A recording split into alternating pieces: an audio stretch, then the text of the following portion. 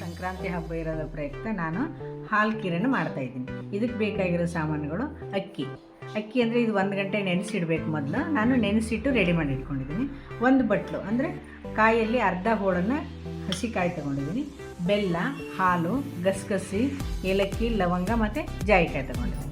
ಈಗ ಏನು ಮಾಡ್ತೀನಿ, ಎಲ್ಲನೂ ಈ ಬೆಲ್ಲದ ಬದಲು ನೀವು ಬೇಕಿದ್ರೆ ಸಕ್ಕರೆನೂ ಯೂಸ್ ಮಾಡ್ಕೋಬೋದು. ಈಗ ನಾನು ಇದನ್ನು ಮಿಕ್ಸಿ ಮಾಡ್ತೀನಿ. ಹಸಿ ಇಟ್ಟಿರೋ ಅಕ್ಕಿನ ಮಿಕ್ಸಿ ಜಾರಿಗೆ ಹಾಕ್ತಾಯಿದ್ದೀನಿ. ಆಮೇಲೆ ಕಾಯಿ ತುರಿದು ಇಟ್ಕೊಂಡಿರೋ ಕಾಯಿನ ಹಾಕ್ತೀನಿ. ಒಂದು ಬಟ್ಲು ಕಾಯಿ ಇಟ್ಕೊಂಡಿದ್ದೆ. ಇದಕ್ಕೆ ಒಂದು 2 ಸ್ಪೂನು ನಾನೀಗ ಗಸಗಸೆ ಹಾಕ್ತಾಯಿದ್ದೀನಿ. 2 ಸ್ಪೂನು ಗಸಗಸೆ ಹಾಕ್ತೀನಿ.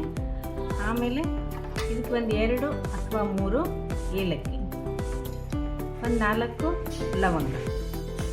ಇದನ್ನು ನಾನು ಜಾಯಿಕಾಯಿನ ನಾನು ಪೀಸ್ ಮಾಡಿದ್ದೀನಿ. ಇಷ್ಟು ಜಾಯಿಕಾಯಿ ಹಾಕಿದರೆ ಸಾಕು. ನಾನು ಇದನ್ನೀಗ ಮಿಕ್ಸಿ ಮಾಡ್ತೀನಿ. ನಾನು ಎಲ್ಲ ಸಾಮಾನು ಹಾಕಿ ಮಿಕ್ಸಿ ಮಾಡಿದ್ದೀನಿ. ಇದು ನೈಸಾಗಿ ಮಿಕ್ಸಿ ಮಾಡಬೇಕು. ನಾನು ಒಂದು ಪಾತ್ರೆ ಹಾಕಿ ಸ್ಟವ್ ಮೇಲೆ ಇಟ್ಟಿದ್ದೀನಿ. ಆ ನೀರು ಕುದಿಯುವಾಗ ನಾನು ಇದನ್ನು 2 ಲೋಟ ನೀರನ್ನ ಒಂದು ಪಾತ್ರೆ ಹಾಕಿ ನಾನು ಇಟ್ಟಿದ್ದೀನಿ. ಅದು ಚೆನ್ನಾಗಿ ಕುದಿಯುವಾಗ ಇದೇನು ಮಿಕ್ಸಿ ಮಾಡಿ ನಾನು ಇಟ್ಕೊಂಡಿದ್ದೀನಲ್ಲ, ನೈಸಾಗಿ ಮಿಕ್ಸಿ ಆಗಬೇಕಿದು. ನೈಸಾಗಿ ಮಿಕ್ಸಿ ಮಾಡ್ಕೊಂಡು ಇಟ್ಕೊಂಡಿರೋದನ್ನು ನಾನು ಇದಕ್ಕೆ ಹಾಕ್ತೇನೆ. ಕುದಿಯುವ ನೀರಿಗೆ ಹಾಕ್ತೇನೆ.